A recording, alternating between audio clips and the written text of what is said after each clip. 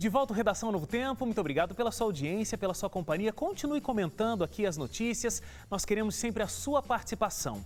Após 5 anos de investigação, a Polícia Federal indiciou 43 pessoas ligadas à seita Jesus, a Verdade que Marca. Elas são acusadas de submeter fiéis à condição de trabalho escravo, além de crimes como lavagem de dinheiro e organização criminosa.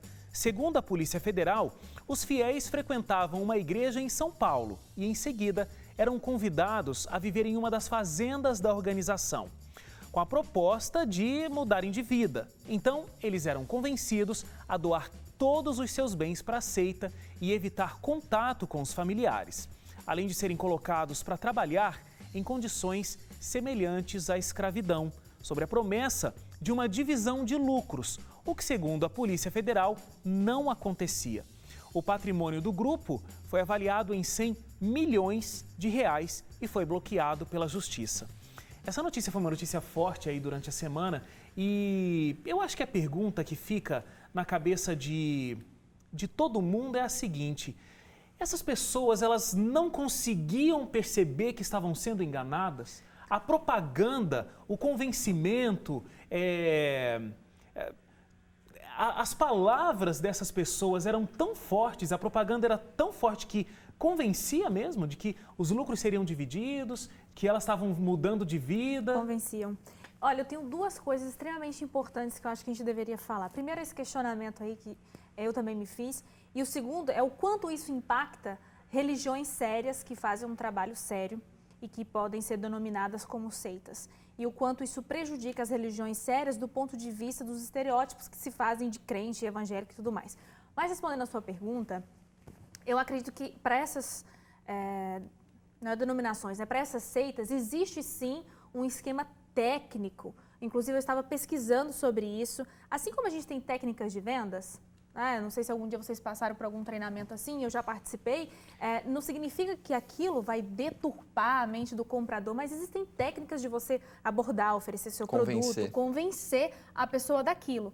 E com essas seitas tem um padrãozinho assim, que vai seguindo um por um até as pessoas caírem a ponto delas defenderem a própria seita, como a gente viu nessas reportagens, aí foram entrevistadas 2, 3, sei lá quantas pessoas, todos falavam assim, não, estou bem, estou vivendo feliz aqui, está tudo certo, defendendo a própria seita, mesmo não recebendo esses lucros. Então, existe um poder de convencimento, existem várias etapas nesse processo e começa com um sentimento de pertencimento. Acho que o Hélio quer falar alguma coisa? Eu queria complementar, porque além do que você está colocando aí, dessas táticas de mercado, você tem o que eu poderia chamar de agravante, num caso como esse, lidando com uma suposta religião, que é a questão, de mexer com o transcendente, né? De impactar a vida espiritual, de trazer paz do espírito. Então, a pessoa, sei lá, num momento de busca por alguma verdade, se encontra com alguém que está oferecendo as respostas para os seus questionamentos. Ela se apega a isso. E aí, você, como você falou, tem o senso de pertencimento, o senso de acolhimento, aquela sensação de, olha, encontrei o meu lugar. Eu faço parte. Encontrei o meu grupo, exatamente. Faço parte isso é bom. disso, eu tenho uma missão. Quando você não é enganado para um outro fim. Então, aí como o Hélio diz, promete paz, promete coisas relacionadas à nossa parte espiritual, promessas boas no sentido assim, como se fosse o lado de Deus, assim, tipo, as coisas legais. E ao mesmo tempo, quando a pessoa começa a cometer algum tipo de infração contra o grupo, eles já começam a lançar a culpa em cima da pessoa. Olha, você vai ter uma vida castigada se você fizer isso, ou então se você sair do grupo, você vai sofrer um acidente, você vai morrer. Então começa a ter aquele lado assim, como se Satanás fosse fazer alguma coisa com você. É interessante porque a gente já viu outras histórias de outros momentos onde pessoas foram extorquidas, né, por conta de uma situação religiosa. Pessoas que têm uma religião onde a bênção precisa ser comprada. Né? Então, você me dá esse dinheiro aqui que a bênção vai chegar para a sua vida. Quando, por exemplo, a gente está numa emissora religiosa que diz justamente o contrário, né? Porque você foi abençoado, então você pode dar algum tipo de agradecimento. Isso não quer dizer que Deus vai te abençoar por conta disso. Exatamente. Agora, o que é interessante nessa história dessa semana é que, além das pessoas darem tudo, não foi darem muito, elas deram tudo. tudo. Além de elas darem tudo, elas ainda foram com a força de trabalho. Elas foram trabalhar para serem praticamente escravas. Então é muito profundo esse senso de pertencimento que eles conseguiram implantar nas pessoas. Além delas largarem as famílias. Porque imagina, você entra em contato com a sua família. Aí a família vai falar, contra. escuta. Isso é loucura. Tem uma questão que acho que, e aí que entra o trabalho importante da polícia, porque assim, de repente, e isso tem outras comunidades, e às vezes nem são religiosas, religiosas assim, no ponto de vista, eu vou refazer minha frase, nem tem uma questão cristã, porque esses caras se dizem cristãos, os responsáveis por mais, essa seita aí. Mas o grande ponto é assim, tem gente que às vezes busca viver em comunidade. Tipo, não, vou me desfazer de tudo que é questão material, vou viver em comunidade para a gente viver com o mínimo necessário, vou Sem focar nas apego questões aos bens. espirituais, o que é interno e tudo mais. E isso é uma coisa interessante. E aí, inclusive, você tem referência bíblica. Provavelmente esses caras devem pegar referências da época dos primeiros cristãos, que eles compartilhavam tudo e tal. Isso é legal, isso é interessante. Porque você não foca no material, você foca na questão espiritual. O problema, e aí que vem a importância do trabalho da polícia, é ver se não tem gente se aproveitando disso. E aí foi o caso desses caras. Porque enquanto estava todo mundo doando para esses pastores lá, que estavam falando que ia todo mundo repartir, e aí vamos viver em harmonia e tal, esses caras estavam comprando casas, estavam comprando iates, estavam comprando carros, estavam ostentando. E aí você fala, não, peraí, aí vocês estão de brincadeira, porque vocês estão usando de má fé com essas pessoas para vocês se enriquecerem. Então, esse é um problema. E aí que vem esse ponto que a Suzane falou, que para mim é muito importante. Inclusive, eu faço uma comparação com outra coisa que a gente já falou aqui. Estado Islâmico. Eles não deturpam os textos sagrados do Alcorão para fazer o que eles fazem, matar gente. Esses caras dessa seita deturpam os textos da Bíblia para fazer o que eles estão fazendo. Então, assim, não só é um atentado contra a vida de um monte de gente que, apesar de não estar matando eles, está abusando da boa-fé dessas pessoas, como também denigre a imagem de gente que faz um trabalho sério, como, por exemplo, a gente aqui dentro da Novo Tempo, que é ligado a uma religião. Extremismo religioso não é colocar uma bomba escondida dentro da roupa e explodir em algum lugar, né? Então, a gente está diante de um extremismo religioso altamente classificado aí. E quanto mais... Eu só vou ressaltar o que você mesma disse, Suzane. Desculpa que eu te interrompi, viu? Que agora eu tenho que ser muito, eu tenho que ser muito delicado quando interrompo a Suzane. Você falou muito bem quando você falou que isso atrapalha o trabalho de religiões sérias, que não estão fazendo um trabalho de extorquir os seus fiéis, exatamente. Então, aí a gente coloca tudo no mesmo saco e a história não é bem assim, né? Religião é um aspecto muito importante para o indivíduo e para a sociedade. E não é porque existiu um caso de abuso como esse que agora tudo quanto a gente fale de religião não se tem uma validade. É isso que eu ia falar, de colocar tudo numa mesma balança, sabe? Isso é muito injusto.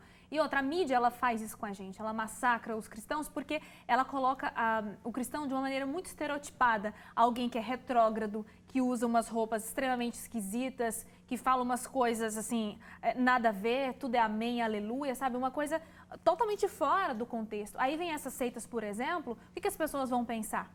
Vão pensar que agora todo religioso, toda pessoa que vai lá e doa o seu dinheiro para a igreja, para a causa, é uma pessoa que está deturpada, uma pessoa que está... Não consegue ver que está sendo usada. Não consegue ver que está sendo usada, porque tem muita gente humilde e que realmente gosta de ajudar a causa, os trabalhos missionários que a gente tem, não só aqui no Brasil, mas fora do Brasil também.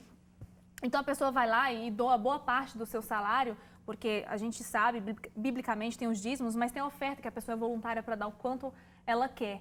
E aí tem família, igual a gente falou, né? Muitas pessoas da família não aceitam, às vezes os amigos interpretam de maneira errada. Eu já conheci pessoas que doaram quase que o seu salário inteiro, assim, para construir uma igreja, por exemplo. Isso é nobre, igual você falou. E a gente não está extorquindo as pessoas, está lá, para todo mundo ver.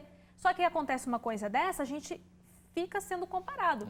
E a gente, de certa maneira, já foi comparado várias vezes com uma seita religiosa por termos um estilo de vida diferente. Né? Então, isso é muito complicado. Agora, quando alguém faz isso e a gente passa por esse descrédito, que a gente passa a vida inteira tentando dar essa credibilidade, porque a gente está baseado na Bíblia, em fatos lá bíblicos mesmo, né? O nosso estilo de vida. Eu só ia colocar uma coisa. Às vezes, as pessoas podem estar sendo extorquidas e não precisam estar indo para uma fazenda para estar vivendo essa situação. Tem muita gente aí vendendo bênção para um monte de gente que, de boa fé, acredita que a coisa vai acontecer se ela doar tudo que ela tiver E doa mesmo. e doa e tudo mais, e a bênção não vem, etc. Ou seja, essa tal da teologia da prosperidade, tem um monte de gente que não precisa estar sendo levada para uma fazenda para estar sendo extorquida por aí.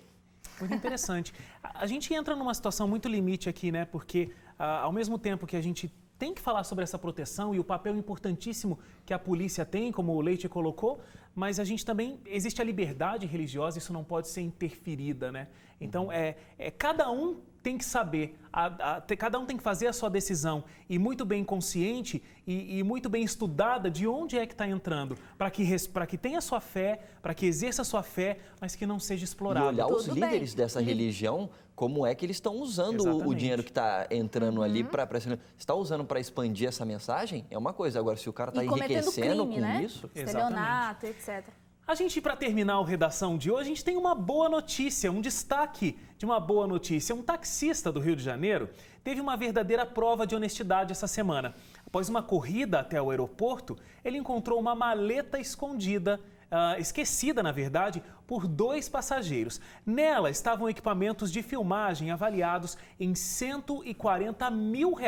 Após uma campanha no Facebook, ele conseguiu localizar o passageiro e fez questão de devolver os equipamentos pessoalmente.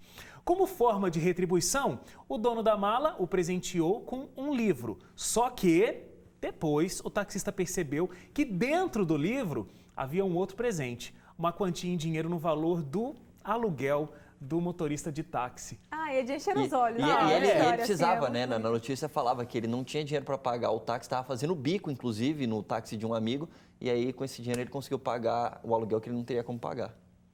Essas notícias sobre honestidade, assim, elas de vez em quando aparecem, né? Ainda mais depois de discutir um tema tão desonesto como Essa é uma prova de né? cristianismo, né? Verdadeiro. É interessante porque seria o básico, né? Todo mundo deveria ter a mesma atitude desse taxista, mas isso não é o que acontece. Então, por isso que é louvável e destacável a atitude dele. Gente, a gente tem que ficar por aqui. Muito obrigado a todos. Foi ótimo que a Acabou. gente ficou aqui para discutir. O programa foi tão bom hoje, passou tão rápido. Passou né? rápido mesmo. Hélio, obrigado. Até a semana que vem. Eu agradeço muito. Até Nos semana que vem. vemos, Suzane, Leite, obrigado. Valeu. E a você de casa que sempre participa e discute com a gente, acompanha o Redação Novo Tempo. Muito obrigado, a gente se encontra na próxima semana. Até lá.